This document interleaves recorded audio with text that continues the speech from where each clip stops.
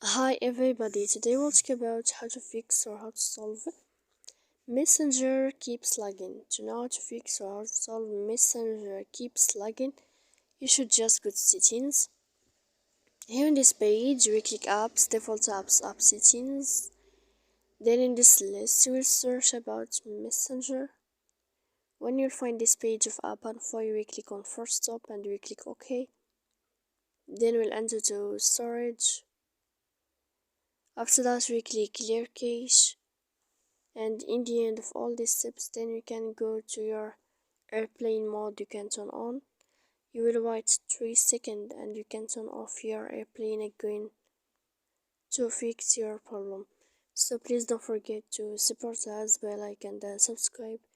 See you next time in another video, and thank you for your attention and your watching.